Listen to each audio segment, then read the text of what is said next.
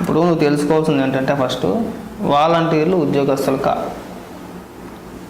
వాళ్ళకి ఇచ్చేది జీతం కూడా కాదు, గౌరవ వేతనం. ఈ ముక్కను ఏం చెప్పింది కాదు, స్వయంగా జగన్మోహన్ రెడ్డి చెప్పాడు. అనేక సందర్భాల్లో వైసీపీ నాయకులు కూడా చెప్పారు.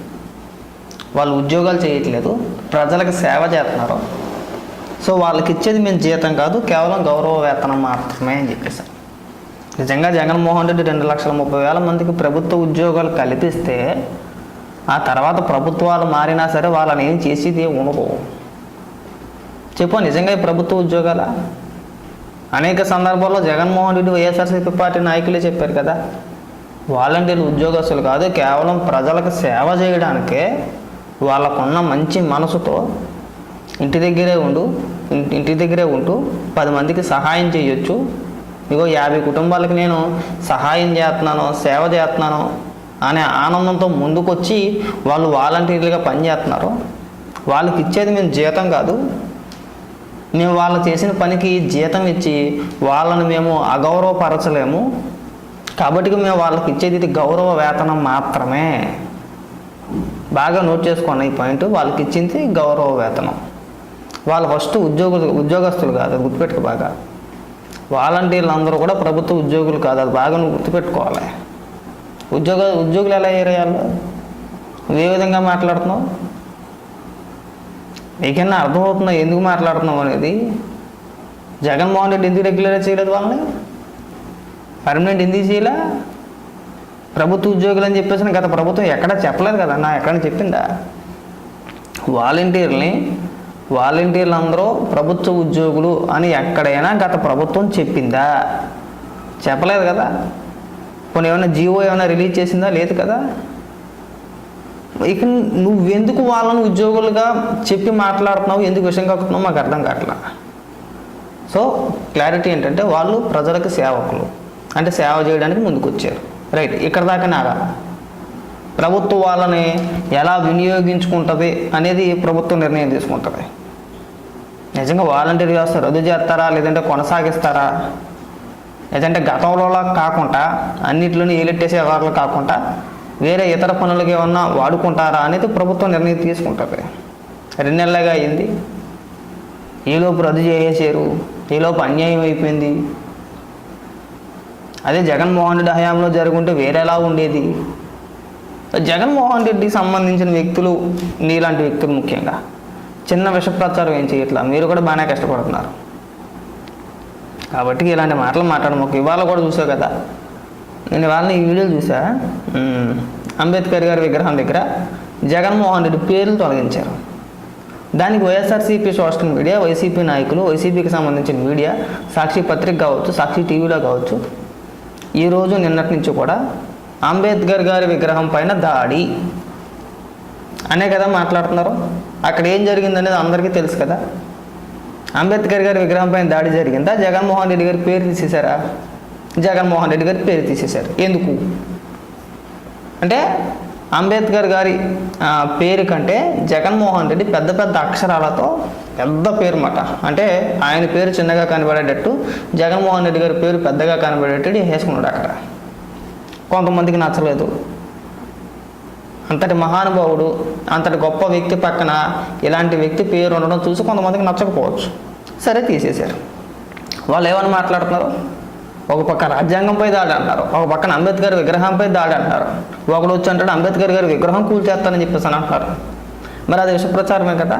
ఒక వీడియో అయినా మాట్లాడేవా, చేసావా? దాని గురించి జర్నలిస్టు కదా, నీకు ఆ మాత్రం వాస్తవాలు తెలిసే ఉంటాయి కదా. ఏం జరిగిందో ఏంటో చెప్పాల్సిన బాధ్యత ఉంది కదా మన పైన. అంటే రూల్స్, పద్ధతులు, జర్నలిజం, విలువలు, విశ్వసనీయత అని చెప్పేసి మాట్లాడతావు కదన్నా. మరి వాళ్ళు చేసే విష ప్రచారం గురించి నువ్వు ఎందుకు మాట్లాడాలా? అని నీ ఇష్టం, మాట్లాడితే మాట్లాడచ్చు, మాట్లాడకపోతే మాట్లాడకపోవచ్చు, అది ఎవడ అభిప్రాయం ఆడుకుంటుంది. కానీ పక్కనోడు ఎలా ఉండాలని చెప్పేసి నువ్వు డిసైడ్ చేయబాకు. నాకు నువ్వు చేసే వీడియోలు కొన్ని నచ్చవు, నాకు నువ్వు ఇలాగే ఉండాలనుకుంటాను, కుదరదు కదా, అది నీకు నచ్చదు కదా. ఇప్పుడు సాక్షి ఉంది, సాక్షి న్యూట్రల్గా ఉంటుందా అంటే ఉండదు. ఏవి అన్నో, టీవీ పైనో, లేదంటే ఈనాడును ఏలెత్తి చూపించే ముందు సాక్షిని ఎప్పుడైనా క్వశ్చన్ చేసావా? మాట్లాడితే సాక్షి కరపత్రిక అంటాడు, సాక్షి టీవీ, సాక్షి పత్రిక వైఎస్ఆర్సీపీ పార్టీకి కరపత్రాలు లాంటివి అంటాడు. సరే, మరి మీడియాగా ఎందుకు వర్ణిస్తాం వాటిని? అది మీడియా కిందకే వచ్చుద్ది కదా, కరపత్రాలు అనేది మాత్రం మీడియా కిందకే వచ్చుద్ది కదా. నువ్వు రామోజీరావు గారు అంటావు, ఒక్కొక్కసారి రాధాకృష్ణ గారు అంటావు, ఒక్కొక్కసారి బిఆర్ నాయుడు గారు అంటావు. మరి అలాగే భారతిరెడ్డి గారి గురించి ఎందుకు ప్రస్తావించావు ఒక్కసారి కూడా? వాస్తవానికి ప్రస్తావించాలి కదా. సాక్షిలో ఏదైనా ఒక వార్త వచ్చిందనుకో, ఎంత వైఎస్ఆర్సీపీ పార్టీకి సంబంధించింది అయినా సరే, సాక్షిలో ఒక వార్త వచ్చినప్పుడు భారతిరెడ్డి గారు ఇది పద్ధతి కాదని చెప్పేసి ఏ రోజైనా అడిగా చూపించి, అంటే ఈనాడు పేపర్ నేను చేతితో పట్టుకొని రామోజీరావు గారు ఇదేంటండి, లేదంటే ఆంధ్రజ్యోతిని పట్టుకొని రాధాకృష్ణ గారు ఇదేంటండి, ఇదేం పోయే కాలం ఏంటి, ఇది ఎక్కడ జర్నలిజం అని చెప్పేసి అని మాట్లాడి నువ్వు సాక్షిలో పొద్దున్న లేచిన కాడి నుంచి 24 గంటలు కూడా 24/7 ఎప్పుడు కూడా చంద్రబాబు నాయుడు గారి పైన అవాస్తవాలు రాస్తానే ఉంటారు కదా. అది నీకు తెలుసు కదా. ఏ రోజైనా సరే సాక్షి పేపర్ పట్టుకొని భారతిరెడ్డి గారు ఇది ఎక్కడ అన్యాయం, ఇవి ఎక్కడ విలువలు, మీకు అసలు విలువలు ఉన్నాయని చెప్పేసి ఏ రోజైనా మాట్లాడేవా? మాట్లాడటం. ఇప్పుడు మళ్ళీ విషయం చెప్పేసే ప్రయత్నం. ఏకంగా 2,30,000 మంది ప్రభుత్వ ఉద్యోగులకి ఇచ్చేసారు, పొట్టగొట్టేశారు. అరే ముందు వాళ్ళు ఉద్యోగులే కదయ్యా, వాళ్ళు కేవలం సేవకులు. స్వయంగా అప్పటి ముఖ్యమంత్రి జగన్మోహన్ రెడ్డి గారు ప్రెస్ మీట్ పెట్టి మరీ చెప్పారు. అది ఏ సందర్భంలో కూడా చెప్తాను నేను.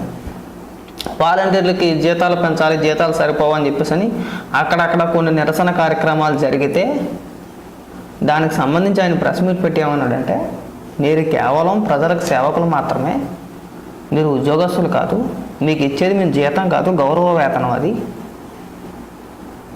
ఆయన అన్న మాటలు మీరు కాలితే నువ్వు యూట్యూబ్లో చెక్ చేసుకోవచ్చు. నేను చెప్పే మాటలేం కాదు, నేను చెప్పట్లే ఈ మాటలు. వాళ్ళ ఉద్యోగస్తులు కాదని చెప్పి నేను చెప్పట్లా, జగన్మోహన్ రెడ్డి చెప్పింది కాదు, ఒకసారి చెక్ చేసుకో. విజయసాయి రెడ్డి లాంటి వ్యక్తులు, వాలంటీర్లు అందరూ కూడా వైఎస్ఆర్సీపీ పార్టీ కార్యకర్తలు అని చెప్పేసి అని విజయసాయి రెడ్డితో పాటు అనేక మంది ఎమ్మెల్యేలు, మంత్రులు కూడా మాట్లాడారు కదా. వాళ్ళ మాటల లెక్కనే చూసుకున్నా వైఎస్ఆర్సీపీ పార్టీ కార్యకర్తలకు ఎందుకు ప్రభుత్వ సొమ్ము ఇస్తారు? జగన్మోహన్ రెడ్డి మాట్లాడారు లాస్ట్లో సిద్ధం సభల్లో, వాలంటీర్లు ఎవరో కాదు మనోళ్ళే, మీరు ఫుల్గా వాడేసుకోండి వాళ్ళని. ఎన్నికల్లో కూడా ఇంచుమించు దాదాపు రాజీనామా చేశారు చాలామంది, 1,00,000 మంది అనుకుంటారు. 1,00,000 మంది వాలంటీర్లు, 1,00,000 పైనే రాజీనామాలు చేసి వైఎస్ఆర్సీపీ పార్టీకి కొమ్ము కాశారు. మరి 2,30,000 మంది ఎలాగయ్యారు? స్వచ్ఛందంగా 1,00,000 మంది రాజీనామా చేశారు కదా.